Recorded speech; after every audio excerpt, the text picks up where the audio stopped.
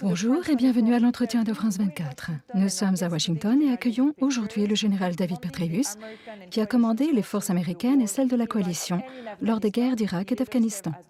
Il a ensuite été directeur de la CIA et est maintenant associé dans une société d'investissement international. Général Petraeus, merci infiniment d'être avec nous. C'est un plaisir, Sonia. Il y a environ 2 semaines, le président Biden a annoncé le retrait total des troupes américaines d'Afghanistan. D'après lui, il est temps de mettre fin à cette guerre interminable. Soutenez-vous sa décision et pour quelles raisons? Ce qui est sûr, c'est que je respecte cette décision. Je sais qu'elle était très difficile à prendre, selon mes informations. Alors, bien sûr, il n'y avait pas de bonne option ici. Il y avait seulement la moins mauvaise des options. Il faut noter le fait que personne ne veut voir de guerre s'éterniser, et a fortiori, c'est le cas de ceux qui ont combattu là-bas. Il faut faire remarquer à vos téléspectateurs que lors de mes derniers jours en tant que commandant des forces de la coalition en Afghanistan, j'étais dans l'aéroport de Kaboul où nous avons reçu de nombreux cercueils de soldats français qui avaient été tués lors de l'attentat suicide qui avait eu lieu en juillet 2011. Je connais les conséquences, je connais l'ampleur des pertes, des sacrifices et encore une fois, je souhaite que ces guerres se terminent. Ceci étant dit, j'ai peur que d'ici 2, 3 ans, nous ne regrettions cette décision de retirer les 3500 soldats américains restants. Cela signifie évidemment que les 7000 soldats de la force de coalition se retireront également.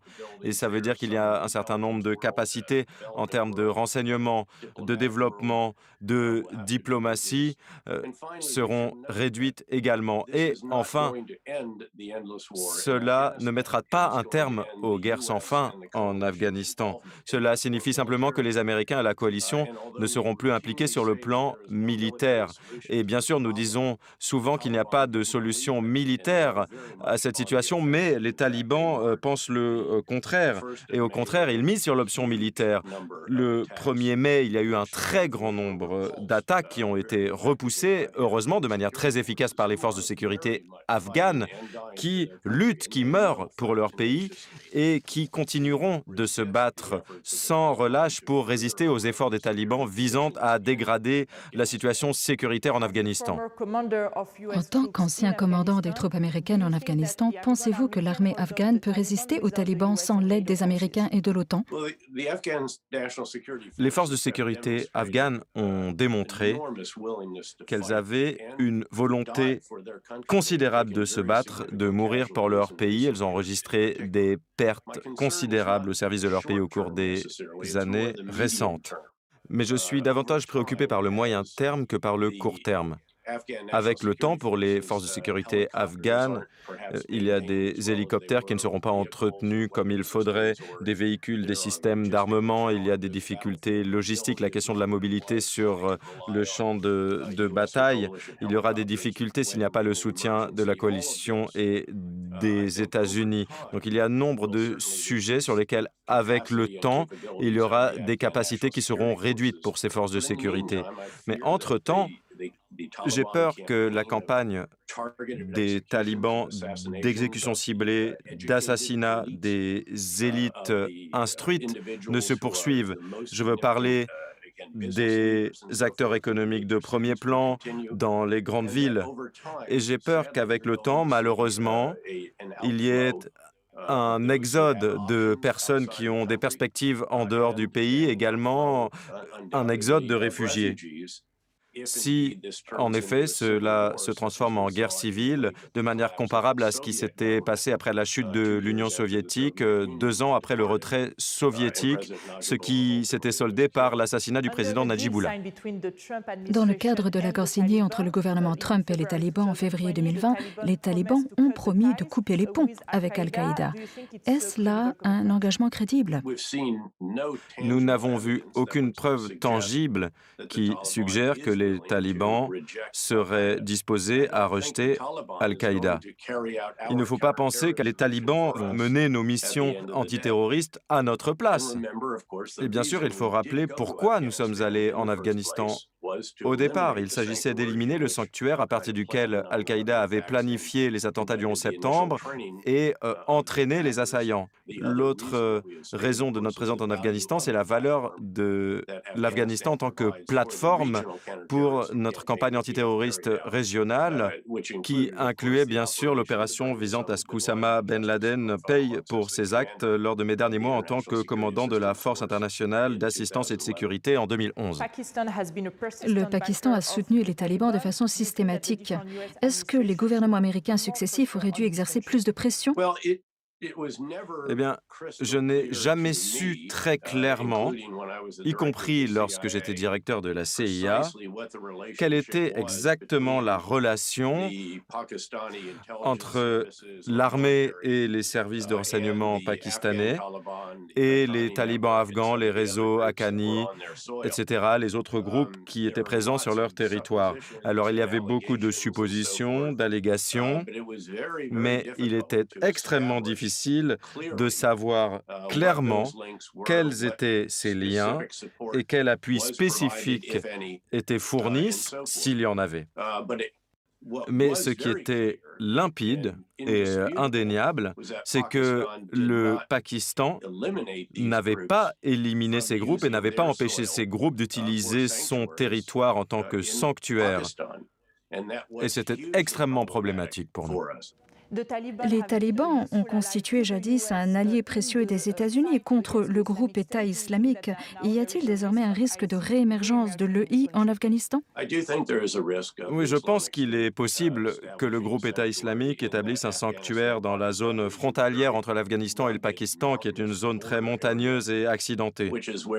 C'est là que nombre de ces groupes possèdent leur base, à l'exception des talibans afghans, bien sûr, qui ont leur base à Quetta, dans la province du Baloutchistan au Pakistan. Et l'un des grands défis pour l'Afghanistan, ça a toujours été le fait qu'on ne peut pas véritablement exercer de pression sur les dirigeants de ces groupes, comme on le pourrait si ces groupes se trouvaient à l'intérieur du pays. Le président Biden argue du fait que 10 ans après la mort d'Osama Ben Laden, les menaces se sont délocalisées. Êtes-vous d'accord?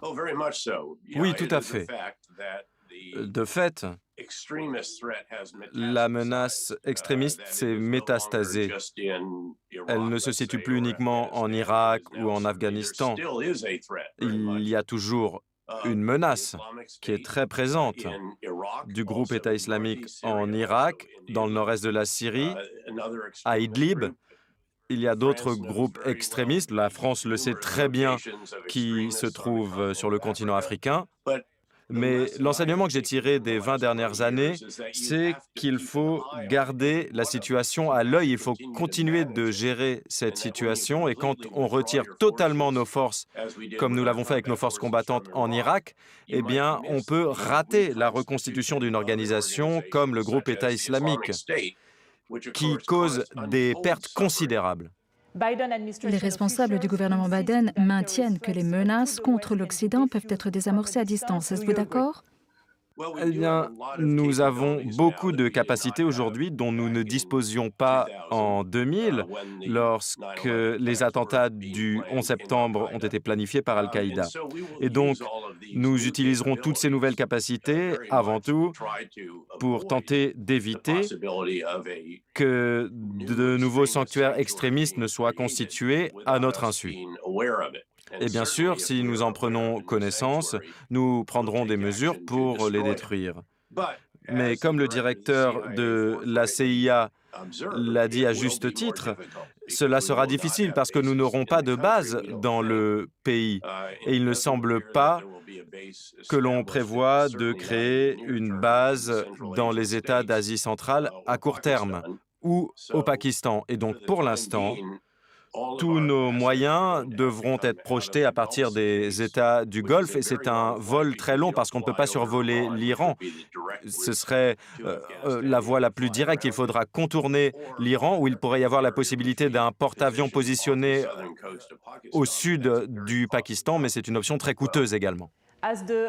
En tant qu'ancien commandant suprême des troupes américaines en Afghanistan, restez-vous en contact avec les responsables afghans et le cas échéant, quels sont leurs échos?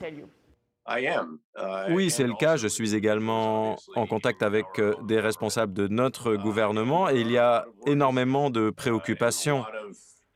Il y a des analyses qui sont menées pour voir comment nous pouvons limiter les risques. Beaucoup ont souligné l'amélioration du sort des femmes afghanes parmi les succès remportés par la coalition menée par les États-Unis. Êtes-vous inquiet de ce qu'il adviendra des droits de la femme afghane une fois le retrait effectué? Oui, c'est une source d'inquiétude considérable. Avec mon épouse, chaque année, nous finançons une bourse pour que des femmes puissent étudier à l'université américaine en Afghanistan. Et les femmes disent qu'elles doivent étudier cette année encore plus que jamais parce que c'est peut-être leur dernier semestre à l'université. Donc oui, je suis très préoccupé par le fait que les femmes qui représentent 50% de la population pourraient voir leur rôle à nouveau circonscrit par un gouvernement moyenâgeux, théocratique, qui limitera considérablement leur capacité à contribuer à la vie économique, à la vie universitaire et simplement leur capacité à aller à l'école. Il reste aujourd'hui des centaines de militants d'Al-Qaïda en Afghanistan. Les élites sont rongées par la corruption. La principale ressource économique est l'opium. 20 ans plus tard, peut-on dire que l'intervention américaine en Afghanistan est un échec? Non, pas du tout. Nous avons rempli notre mission. Il s'agissait d'éliminer le sanctuaire qui avait servi à la planification des attentats du 11 septembre et à l'entraînement des assaillants. Nous avons évité la reconstitution d'un sanctuaire d'Al-Qaïda. Nous avons également empêché la constitution d'un sanctuaire du groupe État islamique et nous avons également mené notre campagne antiterroriste régionale qui s'est soldée par de très bons résultats. Nous avons notamment organisé un raid visant à faire payer Oussama Ben Laden pour ses actes lors de mes derniers mois en tant que commandant de l'ISAF en Afghanistan. En tant qu'ancien commandant des troupes américaines en Afghanistan, avez-vous des regrets? Écoutez, je pense que tout commandant, dans toute campagne, dans toute guerre, s'intéresse toujours au passé et voit des domaines où on aurait pu mieux faire les choses. Et moi, lorsque j'étais commandant, j'ai essayé de diriger une organisation qui apprenait en permanence. J'ai essayé d'encourager un climat au niveau du commandement qui nous encourageait à apprendre en permanence, à apporter des modifications, à nous améliorer. Et donc, bien sûr, il y a des actes que nous regrettons. Il y a des choses que nous aurions aimé refaire, si vous me le permettez. Donc on apprend en permanence et tous ceux qui disent que ce n'est pas le cas, que tout a été formidable, n'auraient pas dû être en situation de commander. Merci infiniment, Général Petraeus, de nous avoir accordé cet entretien. Merci, chers téléspectateurs. L'information continue sur France 24. Merci.